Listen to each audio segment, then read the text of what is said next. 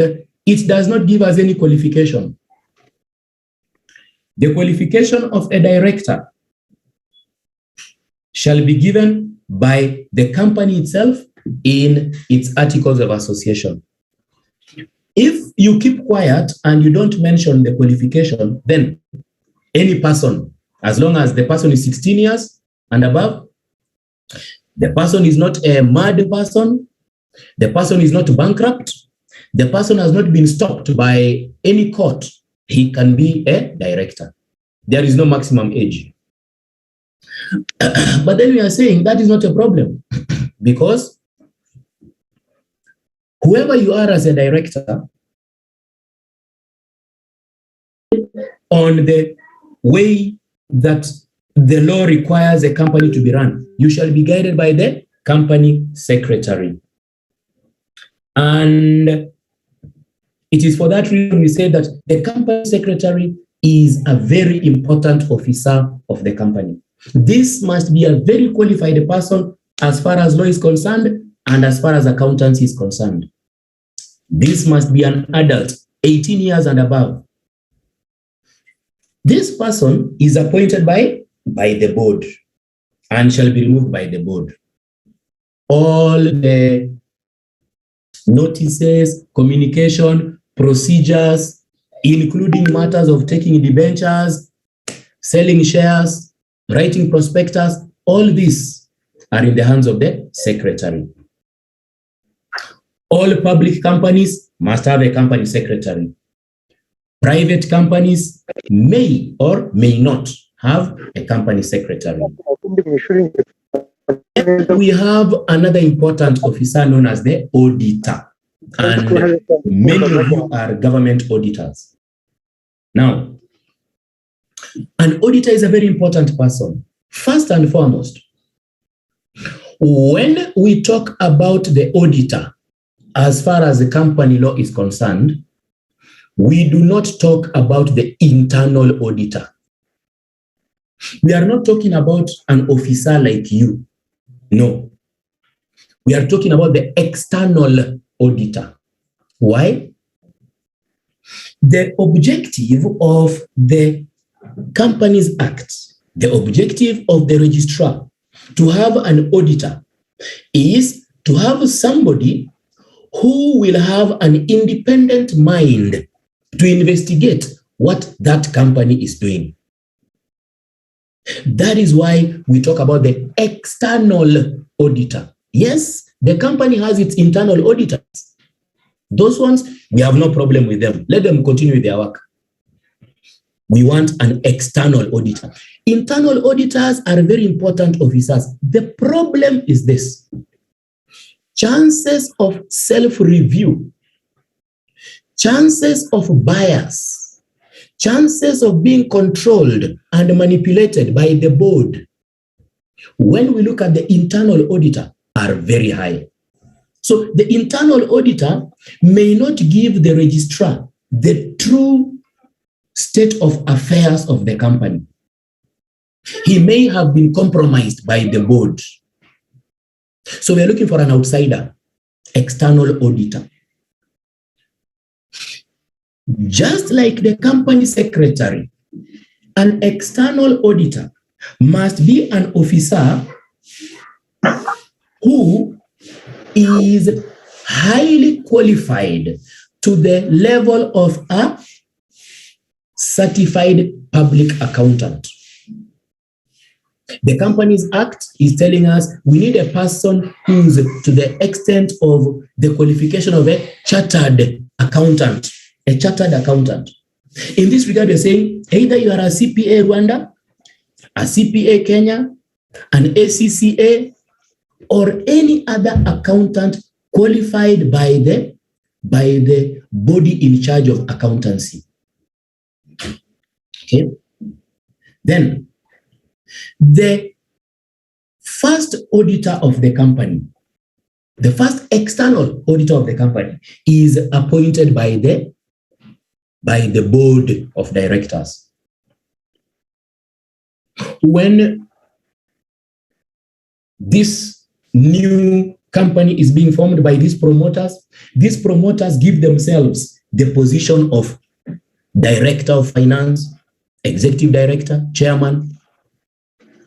The Companies Act says that within 3 months of incorporation, the board of directors must call for the statutory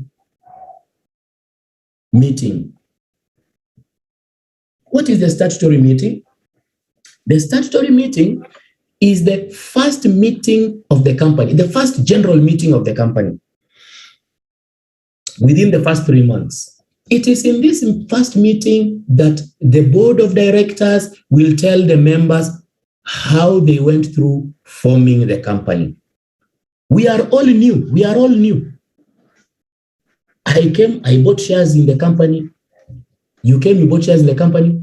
And those people are the ones who are forming the company. We are all new. The first meeting ever within 3 months. It is in that meeting that the agenda will be what we call the statutory report.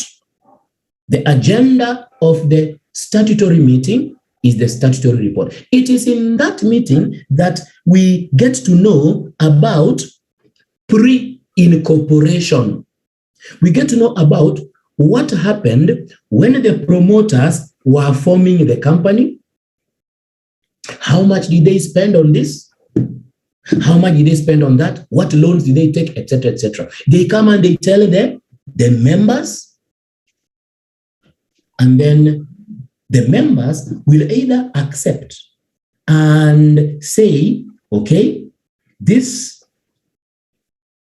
debts will be the debts of the company, or they can tell them, no, these debts are your own debts, because a promoter does not bind the company until the company is formed and the promoter now, if he has become a director, requests the general meeting, can you accept this debt?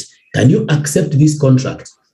Before that, any obligation, any liability is for the promoters.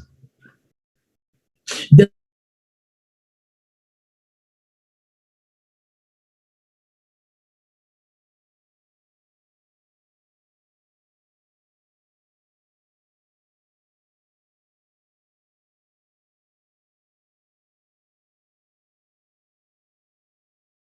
progress. After presenting the report at the general meeting, the annual general meeting now, 18 months, after presenting the report, his work is finished. The auditor's job is finished after presenting the report. Now, it is then in the power of the general meeting, it is then in the power of the members to decide, should we retain this auditor for another financial year or should we remove him? Now it is not in the hands of the directors. The directors only, when they were promoters, the first time was that time they had to appoint an auditor. Now 1 year has been done. The auditor has presented his second report now. The first one was in 3 months. He has presented second within 18 months. Members will now decide, should we retain this guy? Should we remove him? If they say they are removing him, then they are the ones to appoint an auditor. So now it becomes the power of the members to start appointing auditors. In the future, it will be members appointing auditor, members appointing auditor at the end of every annual meeting. If the members decide this auditor is good, let us retain him. The auditor is retained for another financial year. And my friend, an auditor can be retained for as many years as possible. There is no limit. The only problem is the perception, the thinking, the mind of the public. If we are going to have one external auditor for very long, the public and the investors will start having question marks. But apart from that, an auditor, external auditor, can be retained for as long as possible. Okay. Yes. Sawa. Now, the auditor, there is something we forgot to mention, removal of a director. A director is not just removed like an ordinary person, no. The same thing, an auditor is not just removed like an ordinary person. The same way a director is removed from office is the same way an auditor is removed from office. You know what I mean by remove? Remove means taking him out of office before the end of his term because of misbehavior. Both the director and the auditor, if any member or any director wants to remove them, number one, a notice must be given to the board of directors that member number 45, that is John, wants the auditor or wants the director, Peter, to be removed from office. Reasons are A, B, C, D, plus evidence. You give that notice to the board of directors. The board of directors then gives the same notice to that particular director or that particular auditor. And they give him how many? 10 days to respond. These are the allegations.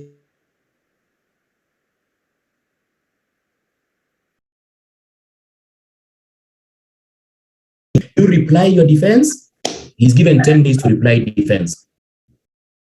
Upon replying defense, it is expected that within 28 days,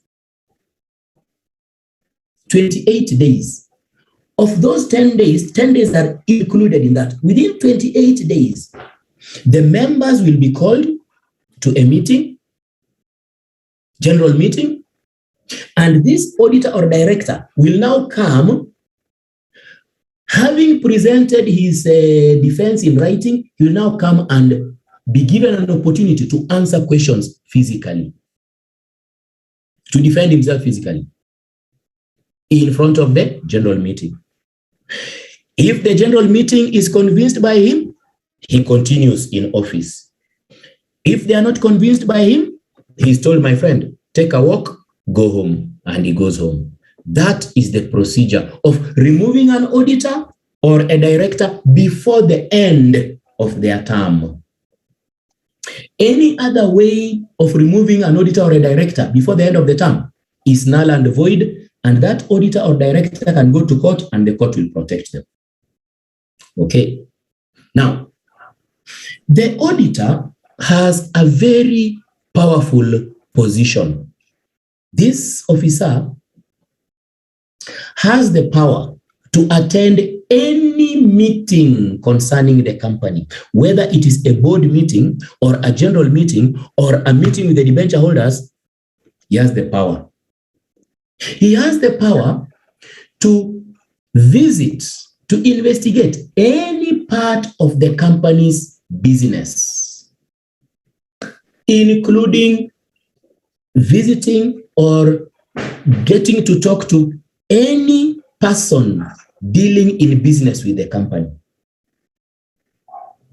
He has the power to confirm whether the assets, the investments, which are seen on paper, whether it is true. So if we say we have a flower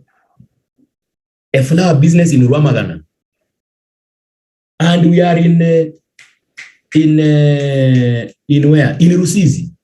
This guy has the power to say, Sawa, I want to travel to Rwamagana to confirm if it is true. What I'm seeing in the books here, if it is true, he must be given that opportunity to go and investigate in Rwamagana. Anything and everything, to check with the security, to check with the cook, to check anybody, he has that power. To attend the meetings and to ask questions, to participate, he has the power. Okay? Then, the New Companies Act is also giving us a very different position. all, my friend, all companies must have an external auditor.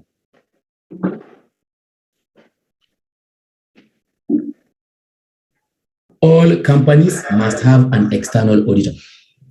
The previous law, that is the Companies Act 2018, was saying public companies must have company auditor, private may or may not. The current law says all must have. And when we look at the Companies Act, we are going to see that position. Then, an auditor also faces the risk of liability. If it is found out that there is compromise, he is hiding information, he is colluding with creditors or debtors, the auditor has personal liability. So these are very important, officer. We're going to look at it. And it's going to be simple because most of you are auditors or you are connected to auditors in your daily work. So it's going to be quite straightforward. Okay. Next, company accounts, audit and inspection. Now, this one. Excuse me, sir. Yes, please. There's someone you have talked about, registrar. Yes. Who is this one? Registrar. Yeah. Now, this one, this is a government officer. Office of Registrar General. Office of Registrar General, this officer is found at RDB. Okay? Hey, Rwanda Development Board. This is a government officer, a very senior government officer. He is the officer in charge of ensuring that all companies being registered in Rwanda are obeying the laws of Rwanda and they are following what has been recommended. So all companies are answerable to the Registrar General. And even when the cases are in court concerning a company, the court, if they want to find out more information, they will find out through the Registrar General. Oh, he's supposed also to get the financial statement of the company? In fact, the company secretary, all these annual returns, financial statements, they are taken to the Registrar General. They are taken to that officer. Okay? Thank you, sir. Sawa. Uwase is asking, those external auditors must be a company or an individual? The external auditor must be an individual. An individual. Even though the auditor comes from PwC, you know PwC. Even though the auditor comes from Ernst & Young, yes, it is Ernst & Young, it is PwC, but there must be a responsible officer, one particular person who is in charge. Because when there will be liability, if the auditor has Kubeishia, it is not going to be PwC has Kubeishia. It will be that person, that Uwase is the one who was in charge of Company Alpha. So it must be an individual, even though the individual will come from a company. When he will be signing the documents, when he will be presenting the report to confirm that it is a true and fair view, he will not write PwC. No. He will write Uwase. Okay? Sawa. Please, lecturer. Yes. Cessation of office, I don't know if I understand well. It means auditor can decide to close the office. No, cessation means ending. Your term is over. When you end your term in office. Hey, how do you end your job? How do you end your job? That is cessation of office. Cessation of position, yes. And we are saying, one, at the end of the annual general meeting, if the members don't want you, they say, Sawa, you go home, we get another one, they get another one. Number two, if the members are not happy with what you are doing, they will present a notice to the board. The board will give the auditor the same notice and tell him to come and respond. He'll come and respond.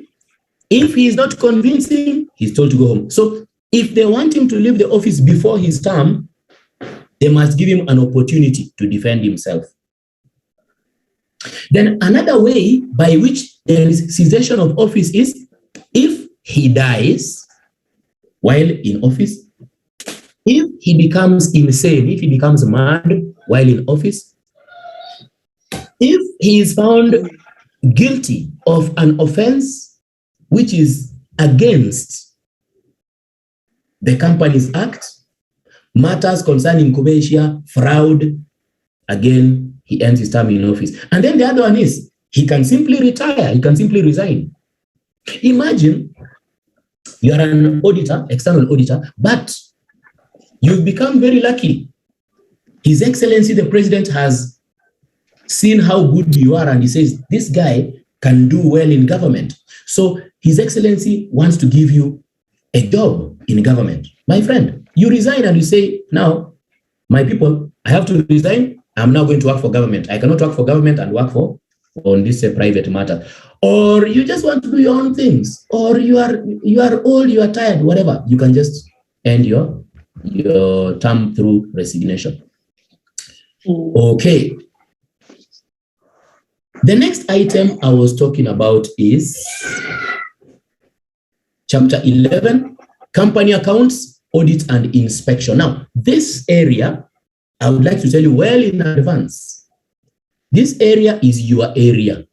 You are the accountant and the auditor. It is 1 3/4 or something like that pages. 1 minute.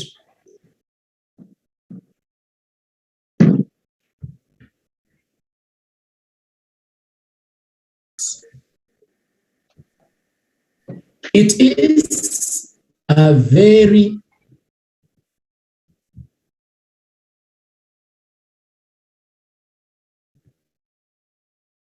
small part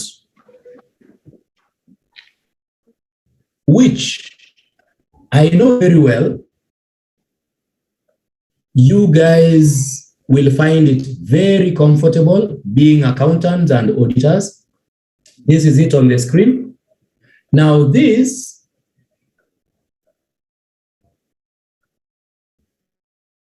page 76 down, completely down at page 76. So it's almost page 77. So that's there. Company accounts, audit and inspection. Very few things you need to do there. Explain the form and contents of company accounts. Discuss group accounts, auditors and directors report, and then discuss the appointment of inspectors, their powers and report. Then, page 76. Page 77, the whole of it. Page 78, and it ends there. It's about 2 pages, to be precise, about 2 pages. Very small part, which I know you are very comfortably able to go through, and then we answer questions. So that one is an area you're going to read and refresh your mind. You're just going to remind yourself things already you know. We look at questions, we discuss anything you don't understand. Example, matters concerning the inspector. I will explain, we finish, and we move on. Inspector, briefly, there are times when the registrar will be informed by an investor, by a member of the company, by a director, by the government itself, that there is something which is not right concerning a particular company. The registrar is a very senior officer. He will not come and start investigating your company. He has no time for that. He has all the companies in Rwanda to investigate. So what this officer will do, he appoints a person known as inspector. The inspector is an officer who is also qualified as an accountant, and he will check the company records, the company transactions, the company investment, and report back to the registrar. When there is a case in court concerning fraud, etc., the registrar may again appoint an inspector to come and check the affairs of the company. So that is what this officer does. We're going to look at that and understand his role. Okay.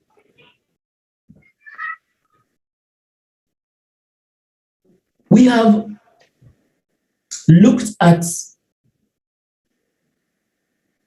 the birth of the company. The company is born. The company is born through incorporation. Through incorporation. Follows the procedures of incorporation. The promoters will decide what business do we want to do, how much do we have to invest, what position will you do, what position will you do, what name will you give our company. Let us write the memorandum, let us write the articles. Now let us take them to the registrar and we register the company. The company is then given the birth certificate of registration. Then the company moves into business. Remember the rule in Solomon versus Solomon. One of the things it tells us is that the company has perpetual succession. Perpetual succession means the company is a going concern. The company will be there for the unforeseeable future. It will be there today, tomorrow, and forever. It is there until kingdom come. Unless, of course, the owners want to end its life. Now, for various reasons, the company's life can come to an end. Chapter 12, corporate insolvency, is now the end of the company, the death of the company. Why will the company die?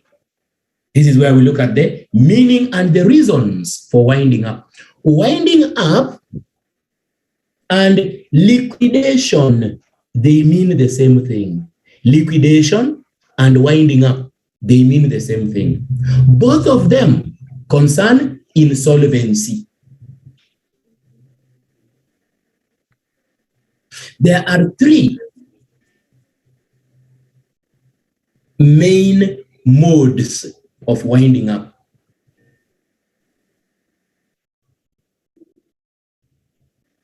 Three main modes of winding up. Voluntary winding up, compulsory winding up, winding up by supervision of the court. We are saying winding up is the ending of the company. Why? Number one, voluntary winding up. There are many examples there. Voluntary, we can decide if we want as the owners of the company and say, let us end the life of this company. You know, it is just like marriage. Yes? It is not normal for the husband and wife to decide, I think we are tired of each other. I want a divorce. Let us divorce. It is not normal, but it is not impossible. If you have your own reasons why you are tired of each other, you can say, okay, I don't want us to bring problems for each other. I don't want us to fight. Let us end this. So voluntary, the members decide voluntarily that, you see what? We were expecting to do a certain business, but this business is not working. We are just making losses. Why don't we just end this company? And they voluntarily do what? End the company. We shall look at the procedures. Compulsory. When it is compulsory, the main reason for compulsory is that the company has broken the law. It is by force. So the first person who will want the company to end is the registrar. the office of the registrar, through complaints or through investigations, they have realized these people, they are not doing the right thing. E.g., the company is involved in fraudulent activities. The company's life must come to an end unless the management can defend themselves properly. Alternatively, the company is unable to pay its debts. You borrowed from Becca 100 billion and you're unable to pay. So the assets are sold, you remain zero, compulsory winding up. So compulsory is breaking the law. And then there is the third one, winding up by supervision of the court. Winding up by supervision of the court usually is because it is voluntary winding up, but some of the members of the company are not comfortable with management. And they think when they will be ending the life of the company, management will take advantage and these people will not be given for the others to come back. Have you received the notes? Those who had not received, have you received them now? The person who is involved with the registration of the companies is the registrar. Okay? But the person who is involved with dissolution, with winding up of the company is not the registrar. Registrar is involved with formation, incorporation. The person involved with the death of the company is not the registrar. The person involved with the death of the company is the liquidator. The liquidator is the one who is in the mortuary. The liquidator is the one who buries the company. He buries the company. The registrar is the one who brings the company to life. The liquidator is the one who buries the company. But now, the liquidator presents his burial report to the registrar. And then the registrar does what? Removes the name of the company. That is something we need to understand. Who is a liquidator? A liquidator in law, a liquidator is a person who liquidates. What is to liquidate? To liquidate is to transform assets from their physical situation into monetary value. So we have a motto. This motto is 1 million Rwanda franc. We want to liquidate it. It means what? We go and sell it. We find out how much is it worth? 1 million. Sawa. We sell it. We get the 1 million Rwanda franc. That is to liquidate. So a liquidator transforms the assets of the company into monetary value, pays out the debts, and brings the report to the registrar and says, the debts are now cleared. The registrar then removes the name of the company. A liquidator must be a qualified accountant and a person who understands the Companies Act. You cannot pick any person to be a liquidator. Must be a qualified accountant and a person who understands the Companies Act. He presents his report to the registrar and then the registrar removes the company. The duties and obligations of this officer, we are going to look at them. There are quite many. We are going to look at them. The liquidator is the same person who can become the receiver manager. So if the company must end its life, this officer is liquidator. If the company can continue in business under an independent manager and pay the debts, and after paying the debts, it is given back to the original owners, this officer is the receiver manager. So, example, Inyange owes Becca 100 billion. Inyange is struggling to pay. We can either have this officer as a liquidator to sell the assets of Inyange, report to the registrar, and the Inyange is closed and winding up, or this officer takes over management of Inyange.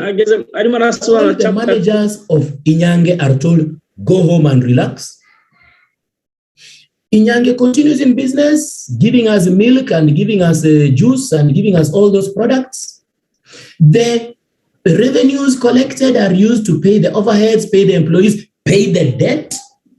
After the debt is cleared, this officer, known as receiver manager, gives back the company to the original owners of Inyange, and Inyange continues.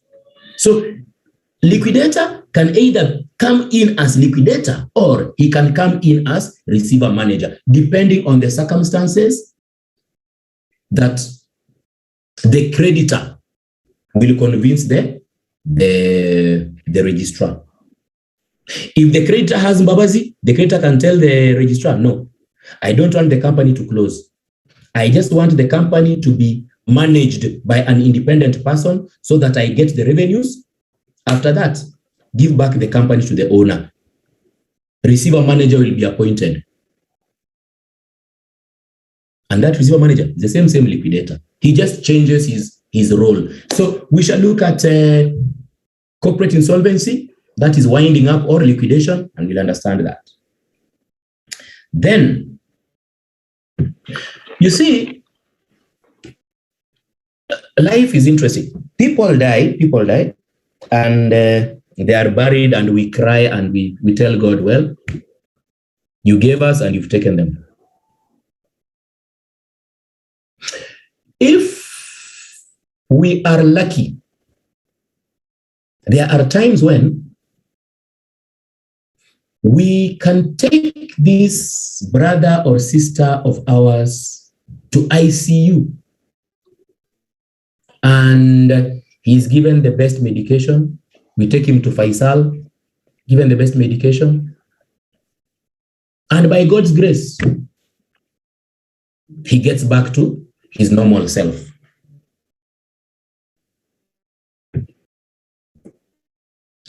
Corporate restructuring is the ICU of company law. Corporate restructuring is the ICU of company law. Insolvency is the death of company law. Okay? Insolvency, we are unable, it must die. Corporate restructuring, no. We cannot allow this one to die. Let us take this one to HDU or ICU. Let us do some treatment here and there, and our company will get back to life. So corporate restructuring, we also call it what? Alternative to winding up. Corporate restructuring is alternative to winding up. Instead of ending the life of the company, we decide, do we have a plan B? Is there something we can do that can enable us maintain the going concern concept? There are 4 main modes of corporate restructuring. Number 1, mergers. What is a merger? A merger is bringing together 2 or more independent companies and making them one. You bring company Alpha, you bring company Beta, and you make them Alpha Beta. And usually, one or both companies are not doing well. They are struggling. And the only way they can survive in competition is if they can team up, build forces, and become strong. And we'll look at very important examples in this modern world. 1 minute. There was a company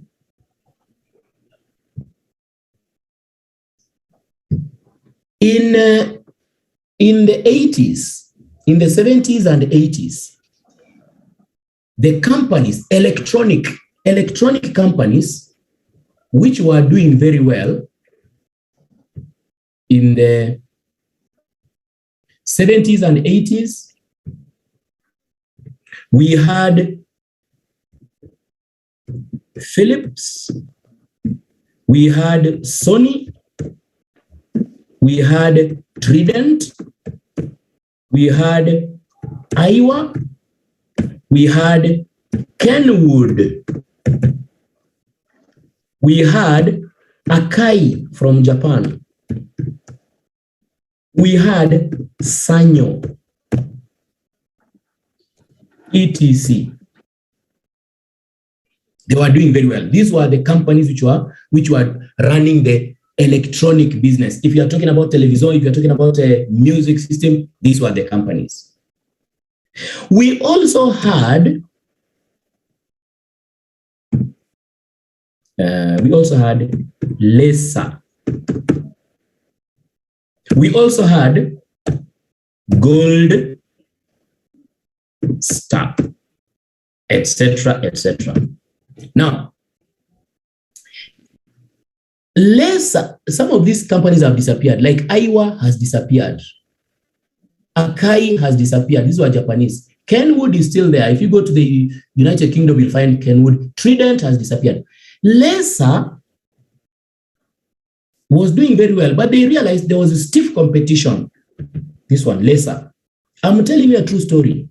They realized there was a stiff competition, especially from Sony, from Kenwood, from Philips.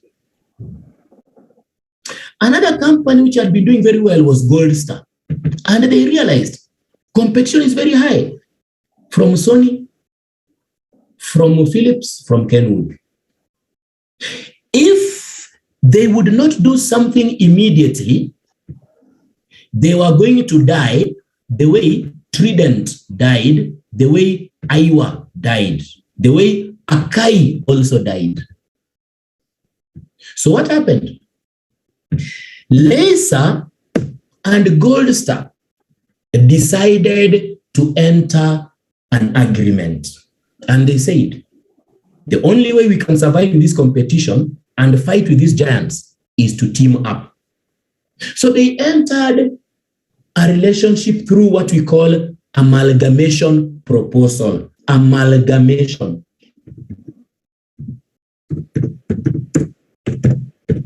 By the way, a merger is also called amalgamation. Okay? So these guys entered an amalgamation proposal. And in that amalgamation proposal,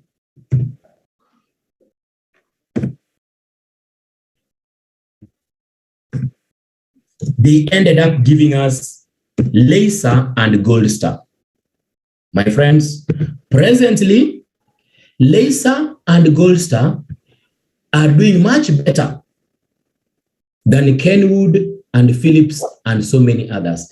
These television that you have, which is known as LG, even telephone, we have telephone called LG, a washing machine called LG, a music system called LG. LG is an amalgamation of Lesa Company and Gold Star Company. These were two different companies. They came together and they formed one. Okay, so we're going to look at so many examples. We're going to look at so many examples where companies decide to come together to fight a common enemy so that they can remain relevant in business. That is what a merger. A merger is also known as an amalgamation. Two or more companies, independent as they are, they come together, they decide, these are our assets. This one say these are our assets, and they enter a marriage. And they agree on many things. We have our debts, we are going to clear them this way. We have our assets, we want our head office to be here, we want managers to be so and so, and that is it. and the companies will continue in life in a different form. They've come together. United, they are stronger. That is a merger. A merger is also known as an amalgamation. Okay, the companies have survived, otherwise they would have died. Number two, we have takeovers. A takeover is very different from a merger. Why? A takeover, a bigger company, a more lucrative company, a more successful company ends up swallowing a smaller company. Again, sometimes this bigger company is doing that so that it can gain advantage over another competitor who is doing very well. And he realizes that this smaller company, even though it is small, it has infrastructure and it has some clients in areas which I cannot penetrate. So why don't I take over this smaller company? And of course, I'll have taken the clients of this company in those areas I cannot penetrate. Then I can fight the larger company. And this one, I bring it home in Rwanda. I bring it in Rwanda itself. I look at Airtel Tigo. Okay? Airtel Tigo is a takeover. It is not a merger, it is a takeover. Airtel, you know where Airtel comes from? Airtel comes from India. Airtel falls under the Bharti group of companies. Bharti group of companies. Okay? India. Tigo falls under a group of companies called Millicom group of companies. Now, we have Airtel in Kenya, we have Airtel. Airtel is in many countries. Airtel comes to Rwanda, but they find MTN is doing marvelous. MTN is just all over, and it's the most preferred. Then they look around and they say, how can we fight this competition? So they look around and they find there is a company, a smaller company, but this smaller company has penetrated Rwanda so much, even in the rural areas and everywhere. And this company has some infrastructure. So Airtel says the best thing then is, let us convince this company and we buy it. Let us buy this small company and we will take over the clientele and the infrastructure of this smaller company. So Airtel swallows Tigo. When Airtel swallows Tigo, it now becomes easier for Airtel to fight with MTN because it has gained something from Tigo. That is a takeover. In order for a takeover to happen, just like a merger, the members of the company must have meetings and they must agree. Okay? They must agree. Now, with a takeover, it is quite interesting. We need to have at least 90%. Recording transaction in QuickBook of December, even other month. At least 90% of the members. Yeah, I've seen it is a 14. I've seen it is 14. Sorry, I'm sorry. No, it's okay, it's okay, it's okay. So at least 90% of the members must come together in the meeting and they vote and say, yes, let us go to slavery. Let us be taken over. Okay? Remember, we said company law is about what? Democracy. The rule in force versus habitual, the majority rule. And we said, yes, in government, democracy is very good. And we can see it in Rwanda. It is good. It has done wonders in Rwanda, democracy in government. But in companies, democracy can be very dangerous. Why? The majority may not always be right. So sometimes, for reasons which are known to the majority in the company, they can decide to take over, to be taken over. They can decide to be taken over by another company. But the truth will be that that other company is actually themselves. So we come here and we make our company useless. We mismanage our company. And then we go and we form another company in Butare. Secretly, we form a company in Butare. We come back and we tell our members that, you see, our company is useless now. There is nothing we can do. You know, the best thing we can do is sell ourselves to that company in Butare. Our members do not know that the company in Butare belongs to us. So our members are foolish. They say sawa because of voting majority. And they are sold to us. They don't know they are selling themselves to us. So takeovers sometimes are good, sometimes there is a lot of fraud in them. We're going to look at takeovers and understand. Okay. Then we have reconstruction. Now, reconstruction and scheme of arrangement, these two are quite interesting. They are more of management than company law. Reconstruction and scheme of arrangement are more of management than company law. Reconstruction, in simpler terms, a company may have had a bad experience. Maybe there was a scandal. Maybe there was a fraud in the company. Maybe there were accidents in the company. Maybe there was something that spoiled the reputation, the goodwill of the company. And because of that, the client base has disappeared.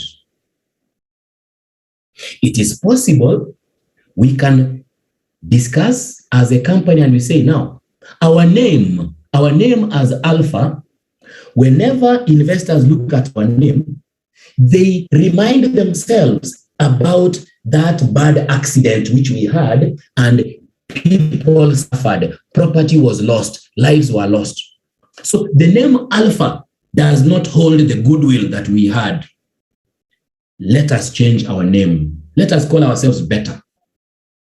Our corporate colors were black and white.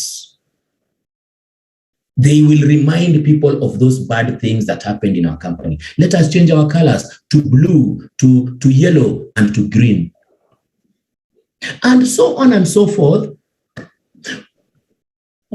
We are having financial problems. Can we shut down some of the loss-making branches? Let us shut down the branch in Kayonza. Let us shut down the branch in Nyagatare.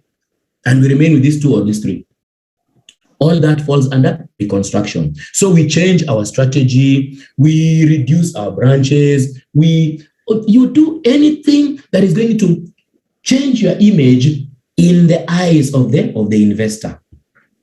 That is a reconstruction. And you know, you cannot just do this. You must bring it to the attention of the registrar. If you're going to change your name, for example, and your corporate colors and all these other things, this must be in the records at the registrar's office. So that is the simplest definition of reconstruction at this point.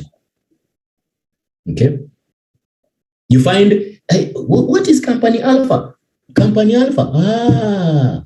By the way, this is the one which was called Company Beta 3 years ago. And then there was this accident, and the same company, but it has come back into life in a different form. Scheme of arrangement. With scheme of arrangement, you may find that a company is loss-making, a company is unable to pay its debts, but they do not want to go for winding up. They still believe they are a going concern, and if given a chance, they can wake up and be what they intended to be. So they approach the creditor, Becca, and they tell Becca, yes, we manufacture motorcycles and spare parts, etc., etc. We are unable to pay your debt of 100 billion. We don't want you to put us into liquidation. Please, take over management of our company. We, the managers, will go home. Continue with our employees, and if you want, you can hire new employees. Ensure the overheads, the government dues, and everything is paid. And also, pay yourself the money that we owe you. After you have paid yourself everything, give us back the company and we continue in life. That is an example of a scheme of arrangement. So you agree with the creditor and tell the creditor to take over your business, to run your business, and to pay himself, and to pay all other overheads and expenses that are required. After he has satisfied himself that he has been paid, let him give you back the business. And this actually, it will include the appointment of what? A receiver manager. That is one example of a scheme of arrangement, and the company still continues in life. Another example of a scheme of arrangement, our company can tell the creditor, we owe you this much money. We are unable to pay all this. Let us give you some shares in our company. Okay? Let us give you some shares in our company. Alternatively, we owe you 300 billion. Can you amortize? You know amortization. You are an accountant, you should know amortization. Changing the schedule of repayment. Can you amortize? Instead of us paying you 100 million every 3 months, can we start paying you 50 million every 5 months? We owe you this much money. Can you write off some of these debts? That also is part of a scheme of arrangement. Okay? So all these items, we are going to look at them in chapter 13, corporate restructuring. The main point here is that corporate restructuring is a situation where we do not want to kill the company. We want the company to continue surviving, but in a different form, so that the going concern concept will continue. Okay. Chapter 12, chapter 13 are very small chapters. They will not take long. In fact, we usually do chapter 12, chapter 13, and chapter 14 in the same our morning session and our afternoon session. We can finish 12, 13, 14. They are very small chapters. Then we go to the last chapter. Please, lecturer. Company. Yes, please. I would like to understand more scheme of arrangement. Okay. Now, it happens that our company owes Becca 100 billion. We are unable to pay. Becca, as the debenture holder, wants to sell our assets. But you see, even if they sell our assets are not worth 50 billion. So Becca will not gain anything. There will still be a deficit of 50 billion. So we tell Becca, you want to finish us. Why don't we agree? Let us do this. Even if you take us through liquidation and you end our life, you sell all our assets, you will only manage to recover 50 billion. The debt is 100 billion. We are not able to pay all this. So why don't we get into an arrangement? An arrangement. Now, this arrangement, example, we ask Becca, why don't you take over management of our company? You know, if I owe you money, it becomes very difficult, even if it is at the end of the month, when I get my salary, that I should remove some money from my salary and then I come and pay you. I find it very painful because I also have other needs. Even though I owe you money, I have other needs. It is normal for a human being. Why can't he postpone? Because removing this money is very painful.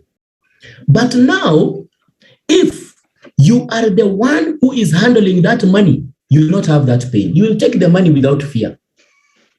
So we ask Becca, please take over management of our company.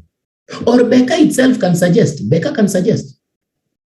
We want to take over management of your company. We want your company to continue running.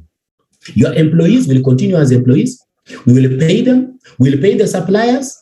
We will pay the government dues, the taxes, etc. But we will also be paying ourselves 20 billion every 3 months. 20 billion every 3 months until our debt is complete. After our debt is complete, we will give you back your company. Do what you want with it. That is an example of a scheme of arrangement, that you hand over the company to the creditor. The creditor continues running the company and paying himself from the money is generated. After the monies are paid, the creditor gives you back the company. That is the main type of a scheme of arrangement. Another type of a scheme of arrangement will be you simply request the company to reduce the debt, or you request the company to buy out some of your shares. All these are schemes of arrangement that come and buy some of these shares. In so doing, they'll be reducing the debt.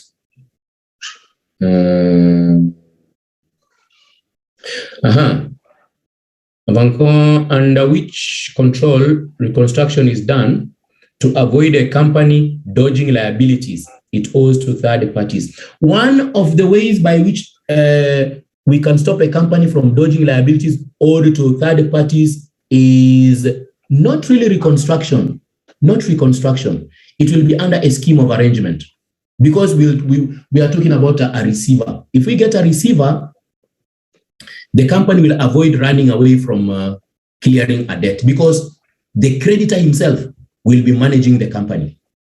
So under scheme of arrangement, this can happen. Okay, that is that. Then chapter 14, foreign companies. Now, when you move around Rwanda, especially in the cities, if we talk of Kigali, we talk of Musanze, you do not travel 1 kilometer without seeing a foreign company, a building which has a foreign company. There are so many foreign companies in Rwanda. You travel 1 kilometer, and when you go to Mumuji itself, there are so many all over. Kachiru itself, just stand at Kachiru and look left, right, and center. You will see so many of them there.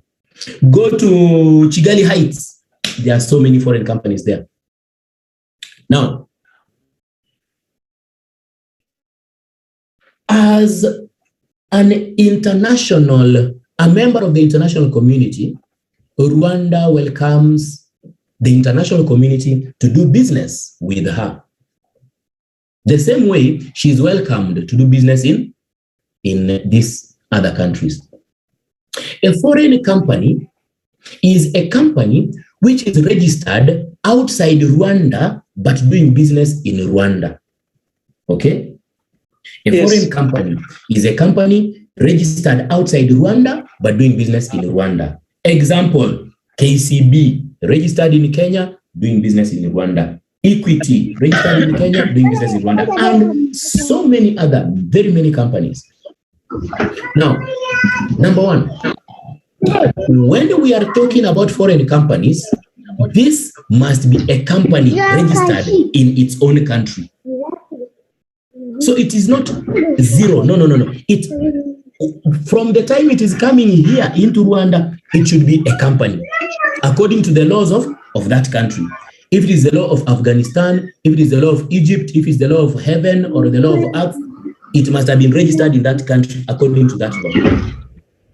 And because of the fear all over the world, it happens with human beings, because of Adam and Eve, because of the fear of Croatia, it must be that the country in which that foreign company comes from, the Ministry of Trade has given certification to show that, yes, Company Alpha is a company registered in Argentina, and they are requesting to do business in your country. So this foreign company must come with an authority letter confirmed by the government of its country that, yes, these guys are registered.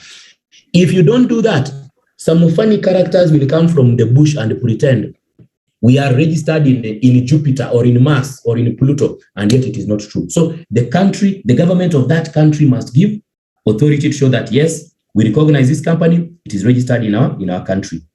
Then this company comes with that letter. When they come with that letter, that authority, they must then get an agent from Rwanda. An agent who is a citizen of Rwanda. A person who will now be the connection between this company and the office of the registrar. It is possible that this is a Chinese company or an Indian company, so there'll be a language problem, there'll be confusion in the customs. This local agent will help the company to understand those situations of differences in understanding the language, etc., etc. Additionally, there must be a notary to confirm that, yes, this company has complied with the regulations inside Rwanda. Then this company now presents its memorandum of association, articles of association, and all other documents of registration from its home country. It presents to the office of the registrar. After the office of the registrar confirms from the country, the government of this company, the registrar will then give this company the authority to do business in Rwanda. As simple as that. Now, a foreign company from East Africa community, that is a foreign company from Kenya, from Uganda, from Tanzania, from South Sudan, they are not regarded as foreign companies under the Companies Act. Foreign companies from the East Africa community are regarded as local companies. They are regarded as companies of Rwanda. They are given equal treatment as companies of Rwanda. This also includes companies from countries which Rwanda has a treaty in business, a treaty in a particular manner. They are also regarded as local companies. This is simply to encourage investment, and it is a very positive thing. I mean, you must have friends. If you don't have friends, I mean, who are you then? Yeah. So there is that agreement. Foreign companies from the East Africa community and companies from countries which Rwanda has a trade treaty are regarded as local. Once you comply with these regulations, then all the other rules under the Companies Act of Rwanda will apply. All the other rules will apply. That is as simple as it is. The obligations of to foreign companies, if in your country, let's say Bahrain or Egypt or USA, if you have started liquidation proceedings in your country, if there is a case concerning your company in your country, that information must be given to the office of the registrar. That is an obligation. Your company also has an obligation to ensure that it complies with the laws of Rwanda. Your company also has an obligation to ensure that if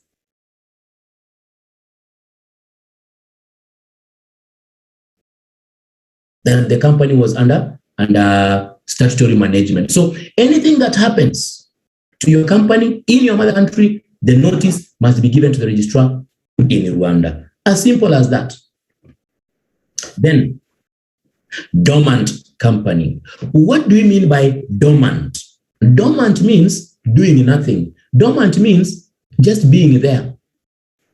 You are just there, you are doing nothing. You are dormant. Okay?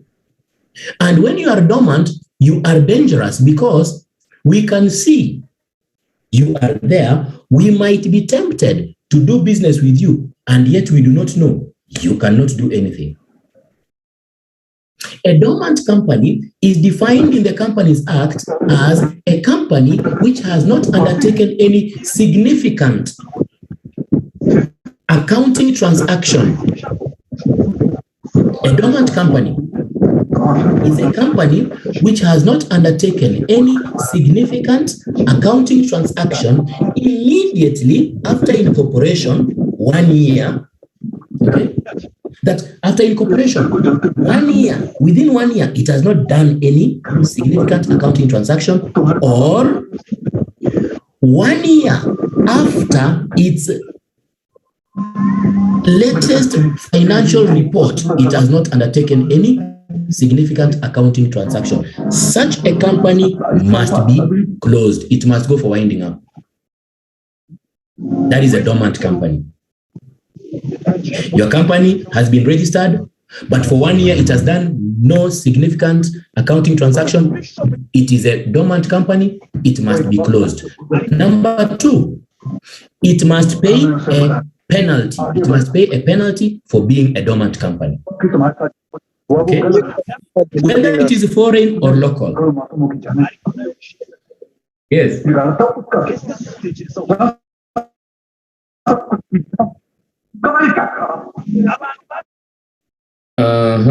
Let me see who that person is. I think they have kept quiet now. Maybe it was accidental. Now, so whether it is a local company from Rwanda, or a foreign company, a dormant company is a dormant company. Within 1 year from incorporation, you have done no significant accounting transaction. Within 1 year from your previous financial reporting, you have done no significant accounting transaction. You are a dormant company. You must be closed. Before you are closed, you must pay a penalty. Okay. However, there is an exception. When a company realizes that it is likely to continue being idle, doing nothing, the company can run to the office of the registrar and say, please, registrar, have Mbabazi on us. We are unable to continue in business for this period because of Corona, because of this and that and that. Please give us that opportunity. The registrar will investigate your request, and the registrar may remove the penalty from you. The registrar may allow you to be there without doing any significant business for a particular period. And when things come back to normal, you continue in business. So that is the exception. That when you realize you will not be doing business as usual because of whatever valid reason, the Corona situation, etc., you ask the registrar in good time. The registrar will stop the time. The registrar will say, Sawa, I'm giving you 6 months. I'm giving you 8 months. Depends on the circumstances. And you will not pay a penalty. Once 6 months is over, bring your report, resume business, and life continues. So that is what happens. So all this information, ladies and gentlemen, we are going to cover it within the period that we have. There is no big deal here. We've done it before. We've done it so many times before. And we are also going to do it again. And as I mentioned earlier, that apart from this situation, we are using the company app. I've showed you a copy. We are using the notes. I've showed you a copy. Leading company law cases. Company law is about, it is case law. It is case law. And then we look